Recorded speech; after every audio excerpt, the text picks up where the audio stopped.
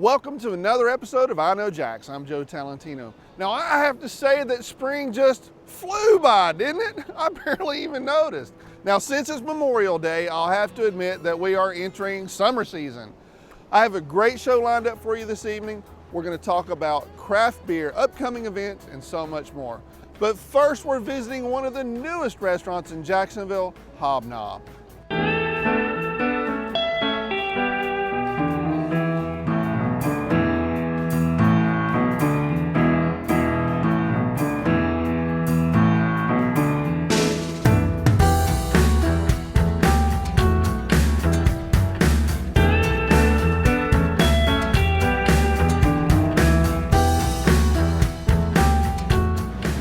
So I'm at the new restaurant Hobnob and hanging out with Chef Roger, and he's going to make a traditional dish in a sort of a new way. Yes, sir.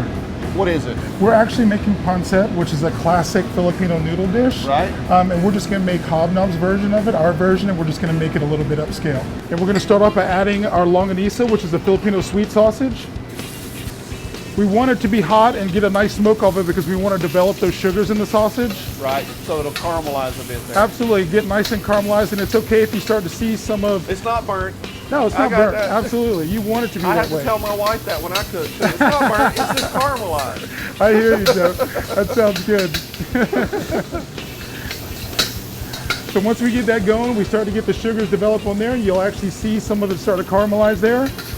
That's when we want to add in a little bit of garlic. Oh yeah, the Italian in me loves that part. Yes, sir. That'll add the savoriness to that sweetness right there. And then we're going to add in some julienne red onions. Oh yeah, go crazy. We want to let that sweat a little bit. Let the onions cook along with the garlic and the sausage. Heck yeah, absorb all those flavors. Yes, sir. So once that gets going, we're going to start adding in our vegetables. So the oil from the meat goes into the onion? Absolutely. You got a little bit of oil that you start off with the canola oil, and then the sausage will start to sweat a little bit of oil as well. Very cool. We've got some julienne snap peas. Now that is the fancy version. I can see that. Yes, sir. Julienne anything go in. Yeah. Then we got some julienne carrots that we're going to add in. Nice. We're going to give that a stir. It's pretty, but not too pretty to eat. Not too I don't pretty believe in too pretty to eat. No, you always got to be able to eat it at the end. Absolutely, absolutely. That's against my religion. And this is our dinner portion, so we do 7 per entree. But you know, when you've got people out there eating, you want your food to be nice and pretty and ready to eat. And easy well, to uniform, eat, yeah. Absolutely. All right. You don't want me trying to stuff in that big piece while you're in front of your girlfriend. Yeah, exactly. I don't think the date will see that. I used to work for a chef. It's already ugly enough to watch me eat, man. I used to work for a chef named Roy Yamaguchi, and always used to tell me that food's got to be sexy. Oh yeah. It's got to be sexy. I buy that. All right. We cover a lot of different spectrums of cuisine on our menu, but we want to make sure that we're actually paying homage to that actual culture, and we're not twisting it so much that it doesn't that you don't recognize it. Yeah. Exactly. You know, all we're doing is we're adding some ingredients to it to make it a little bit more upscale and something to fit into ours. So we just added in a little bit of pancit sauce, which is a sweet soy reduction, and that's going to give it that whole umami flavor. And then we're going to start to add in our rice noodles. Gotcha. And rice noodles, unlike most pastas, are really light. They're not heavy, so when you get done eating the dish, even though it seems like a lot, you can eat a lot of them. You can eat a lot of it, you know. I know there's been times where I've eaten pancit 3-4 days in a row and never got sick of it. No, exactly. Sort of like pizza. Yeah, exactly. Exactly. You don't get tired of that. Exactly. Who gets tired of pizza? We've got a lot of items on our menu where we intentionally make them the way that you could sit them in the center of the table, and people could come in and share that appetizer or that entree, and it lets everyone get together and have a good time and socialize. You know, that's the whole concept behind Hobnob is that we want to get people in here to not be so serious about the cuisine and not be so stuffy, but at the same time sit down and have fun. Oh, beautiful. That's the up a notch part. That's the up a notch part. You know, if you grew up eating this dish, which I obviously did a lot, you can tell that what we've done here in adding all these different ingredients and the colors plays off well. Right. And makes it a little bit more upscale than what you're used to growing up and eating. What we do is we finish that with a little bit of julienne scallion. Got ya. All right. Some fresh lemon wedge, just for extra zest if they want to add that to the pancit, and then we put a little bit of fresh lemon juice on ourselves. And that brightens the whole dish. Oh yeah, up. it makes it even lighter than what it already is. So and that mixed with the umami is also another thing, right? It is. You know, and this is a dish that you can eat all year round, including in the summer, and you don't feel like it's a heavy dish. Right. Well, talk to me about some of the other dishes that you guys have, and and sort of the philosophy behind it. So our philosophy behind it is that we make sure that everyone that works in our kitchen, from myself to the sous down, are involved on the menu. Right. We have everything from Asian to French to Italian. All the sous have at least one dish on our menu. Cool. So that gets people involved. Some ownership, right? Absolutely, some ownership, and they don't feel like they're just here as a body, you know what I mean? They've got a lot of say-so in the creativity of our menu, and I think that helps us drive our menu to have it so multicultural.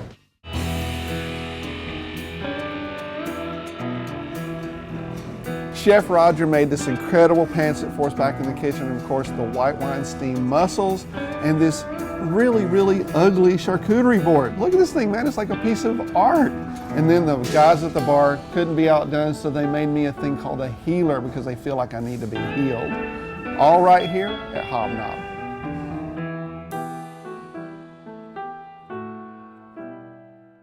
Next, I'm gonna see Garen in the bar. You had to get the dry ice. Dry ice. Yeah. While we wait, Sorry. let's talk about something else. At Hobnob, it was easy for me to blend in. Heck, even in the bar. Don't try this at home. Right? Kids, watch what I'm doing. Now we're ready.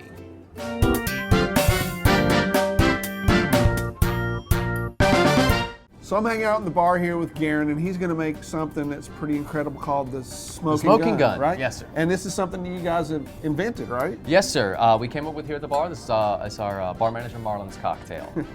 He doesn't know how to mix a drink, does he? Yeah, no. Tell him everything he knows. Tell him everything he knows. Well, teach me, man. Of course, of course. All right, all ears. No, we're going to start out with a little lemon juice. Lemon, gotcha. Then what's called an oleosaccharum.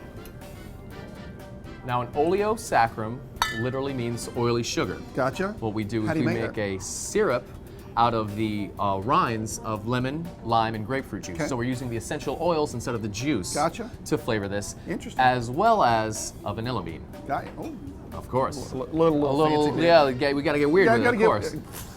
Totally, we're gonna get totally Absolutely. weird with it by the time it's all over, I can tell. And we got some fresh orange juice as well. Heck yeah. Sunshine State. And then some peach tea. So Gotta we got the represent Sunshine Georgia, State, and gotta then we got have the peach Georgia, state. gotta have it. Exactly. The southeastern region. We gotta We're ready. get them I all. grew up on Team Man. There we go. All right. We have a local Florida-made vodka. Digging it. Sure that was enough? I'm just A little bit. No, don't worry, we're getting there. We're getting there. A ginger liqueur, cool. and then my favorite, rye whiskey. Heck yeah. Little, nice. Yeah. There we go. Now we want to dry shake this. So dry Because- shake, no ice. Dry shake means you're mixing the cocktail without ice. Gotcha. So what we're doing here is we're just mixing the ingredients Got you. without chilling or watering down any of the Okay. ingredients. Now I've got a tea diffuser with a little magic in there. Shake up the Shake it. ingredients. Ice this down. Now what my magic little ball in there is filled with dry ice. So as I pour the cocktail Don't try this at into the home. glass, don't try this at home. Come here. Yeah, exactly. It's right here. As I pour the cocktail into the glass, it's going to chill because of the ice. It's going to be diluted because we're using the peach tea. Gotcha. And it's going to bubble from the dry ice. That's beautiful. Some mad scientist stuff. There we going on are. right there. Joe, here's our smoking gun. You know what? Everybody asks me where I'm going with my gun in my hand. I said, well, now they know. Now Here they it know. is, the smoking He's gun. coming to Hobnob.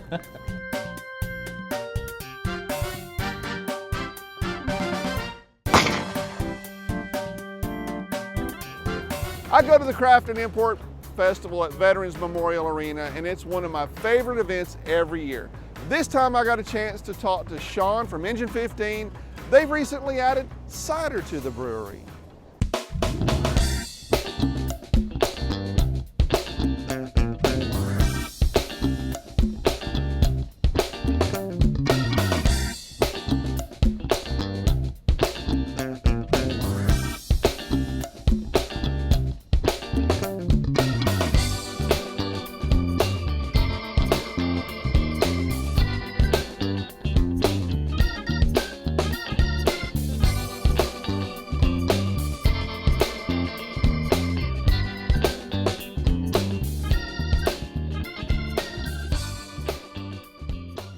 tell me about the ciders you guys are making out at Engine 15. So ciders is a new thing for Engine 15. It actually requires a wine license to make, so it took us a little while to get it up and running, but we're making an English-style dry cider to start with, not back-sweetened at all. It's 3 ingredients. It's Washington apples, water, and a simple yeast strain. So it's perfect for Florida, summertime, nice and crisp, very light. And we're also messing around with a little barrel aging at the moment. Very cool. Yep. So talk to me about meads and when will you start with that? Mead is more like a wine making process, so it takes a little bit longer. We're trying to kind of get our foothold with the cider, make sure we got all that set up and ready to go before we kind of venture out, but meads are definitely in the future. Cool.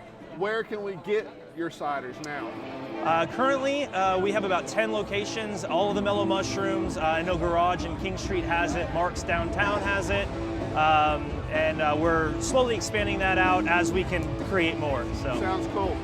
What else can we expect from you guys at Engine 15 here in the future? We got a couple big things coming up. We're actually switching distributors at the moment, so starting next month we'll have a new distributor for our beer. The cider will be the Champion brands. Our beer will now be with North Florida Sales. And we are about hopefully 6 weeks out from getting our zoning variants for a tap room at our production facility off of Beaver Street and Myrtle Avenue. Finally. Finally. Exactly right.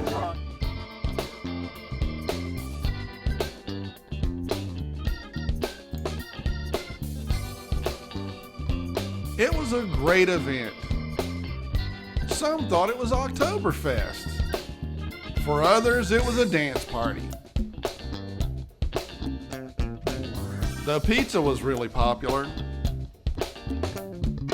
There was a lot of beer to taste and a lot of people to talk to.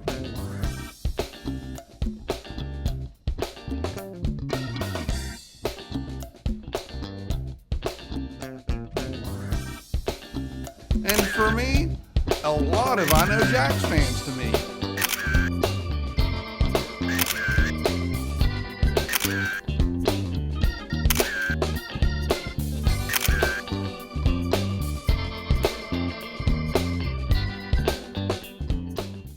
That's it for this week's show. Have a great Memorial Day, and I'll be back again next weekend. But until then, I'll see you on the internet. I hope you enjoyed the video. I would love to hear from you in the comments below. Now, if this is your first time watching an iknowjax.com video, I would love to have you subscribe so that I can continue to help you find fun things to do in the Jacksonville area. Every weekday, I do a daily video update to remind you of the things that are happening this week. Plus, we do features on great restaurants in the River City and a weekly video calendar of events to help you plan for awesome experiences. And last but not least, every week we create a new full-length episode on all the best places to eat local, drink local, and be local. So subscribe, and I'll see you again soon.